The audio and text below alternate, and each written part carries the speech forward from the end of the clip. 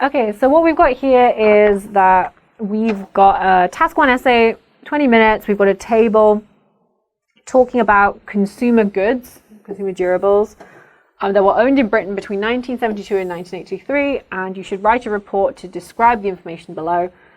So you always with a task 1 essay, you want to first check the dates. What are the dates on your information? So everything here is going to be in the past tense, because we're talking over a period. You should always check, okay, how many years in this period from 72 to 83, which is an 11-year period. So you want to think, okay, how many different ways do I know to say this period? 11 years, just over a decade, something like that. Okay, so I'm like, okay, past tense, it's a sort of 11-year period. And now what are we looking at? We're looking at consumer goods, okay? So in a task 1 essay, you need to sort of paraphrase the context of the information. You need to give an overview of general trends. And ideally, you need to find 2 sort of points of comparison in the data that you can talk about in detail, okay? So we're going to talk about sort of the context. So that's when we talk about what information is this giving us, okay? So you have your context sentence. You want to give your overall trend overview. What is this data telling us? What can you take away? What can you pull out of this data? And then you want to find your sort of 2 points of comparison, okay, that you're going to talk about in detail.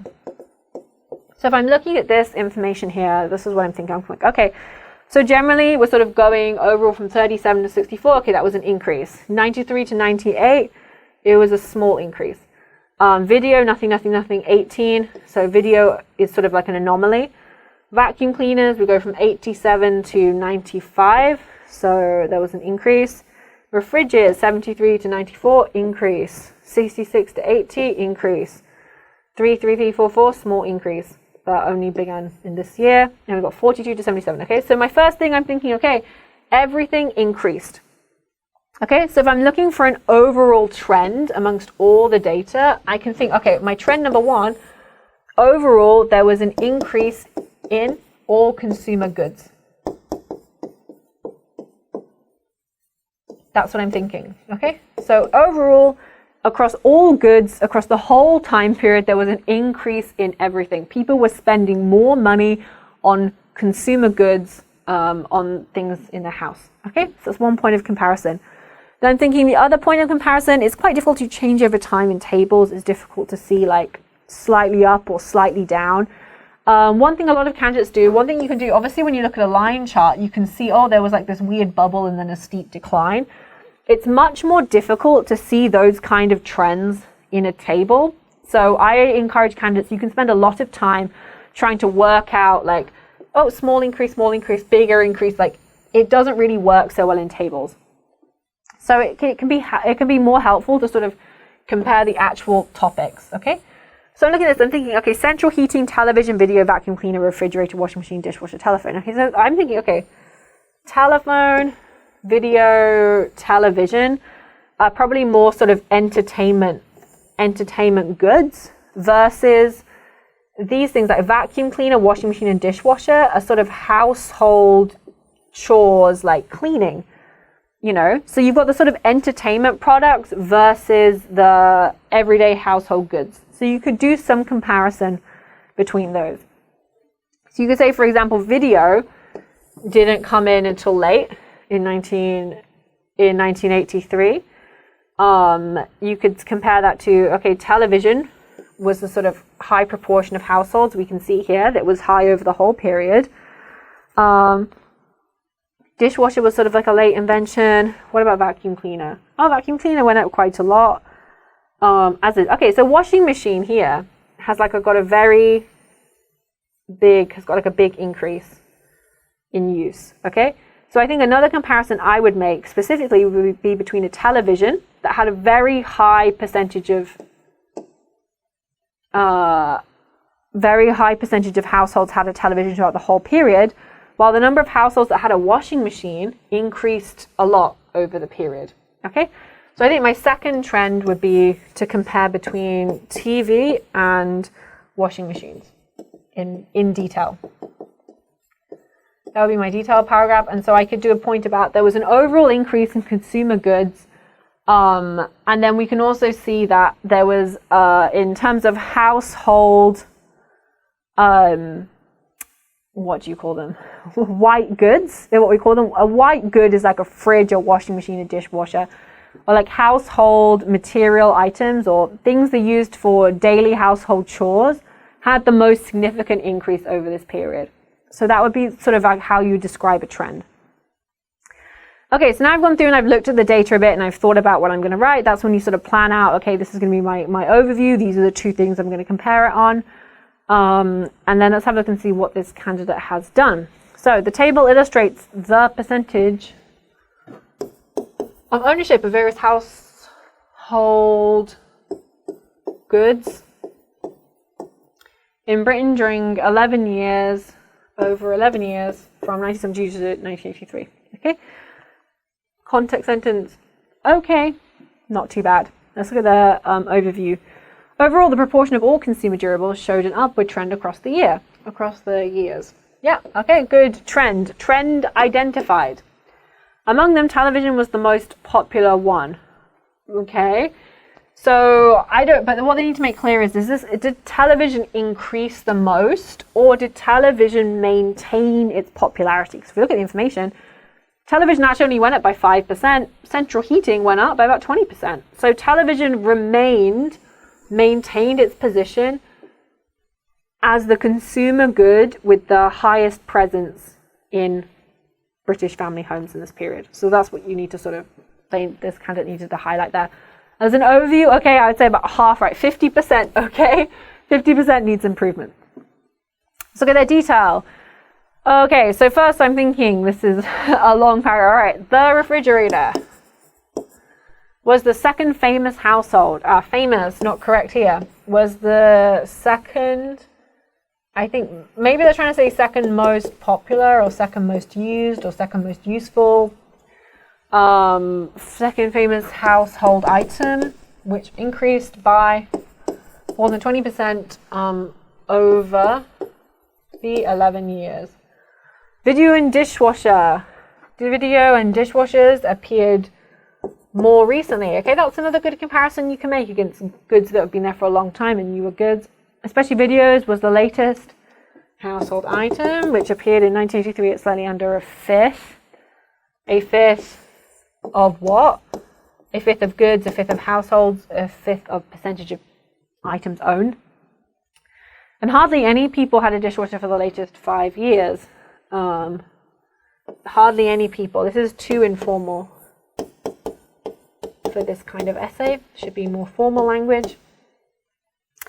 At the first period, in the first period, vacuum cleaners were the second, again, famous one, which presented almost 90% at a rate of almost 90%. However, the figure disappeared in 1983. Yeah, this might be a typo on the actual table. I don't know why there was this weird blank space. I think it's a typo, but I wouldn't take marks off the candidate for mentioning that because it was a bit strange. Central heating was the second least popular thing in 1972, but showed a gradual increase throughout the data. I don't know if it's really popular, most popular household item or the most popular thing to spend money on. Okay, it was the second least popular thing in 1972. Okay, yeah. Okay, I'll give them that. Changed my mind. But showed a gradual increase throughout the data. Washing machine, this is quite a nice phrase. Showed a gradual increase throughout the data. I like that phrase. Good phrase. Washing machines and telephones showed almost the same amount at the end. Were almost the same amount at the end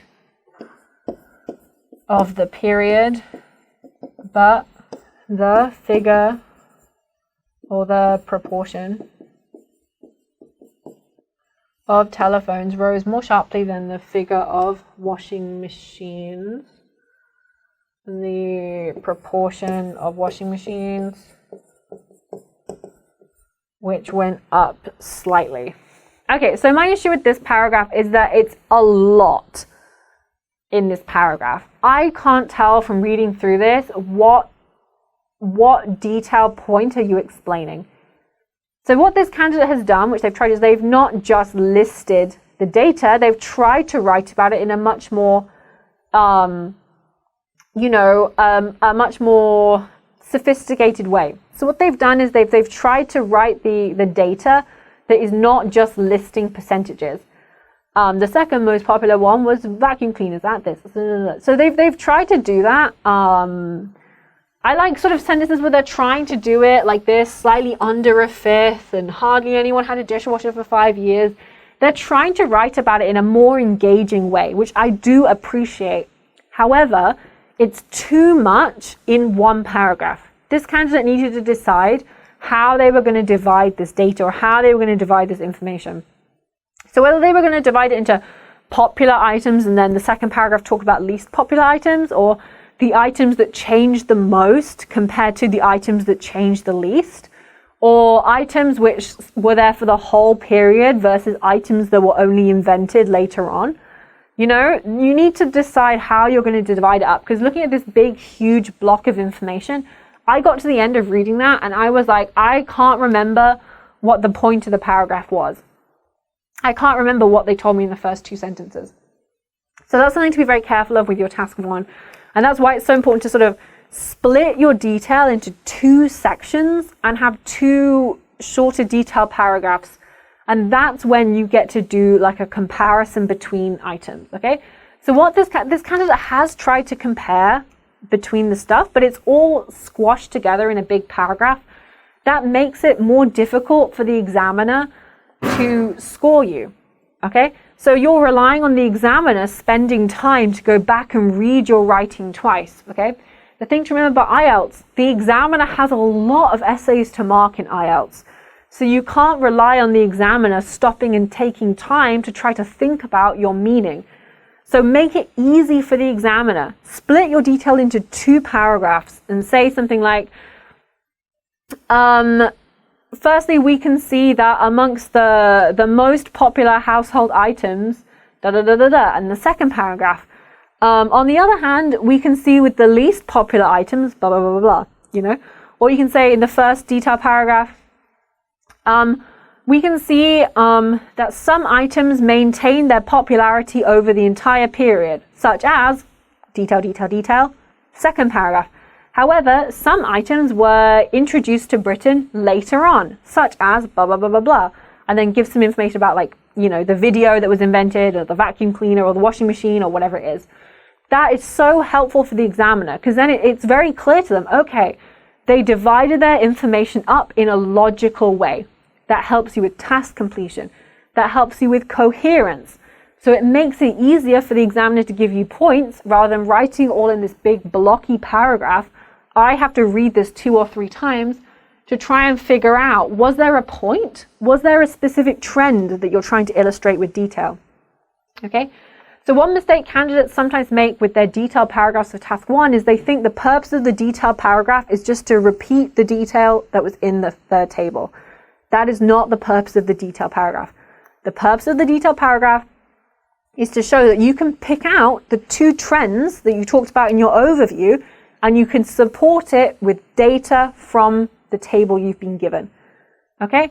So that's why you should be talking about in your trend is so important in your overview. You're picking out 2, trends in the data, and then you're showing that you can support that with detailed evidence and numbers.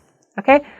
So rather than just repeating all the information, it's can you support an argument with data from a table, okay? I mean, it's not necessarily, I say support an argument. Obviously, task 1 doesn't really require you to have an opinion, but it's like, can you pick out a trend? Can you interpret information correctly? And then can you support that interpretation with detailed figures from the task 1, okay? So that's what you really need to be doing in a task 1.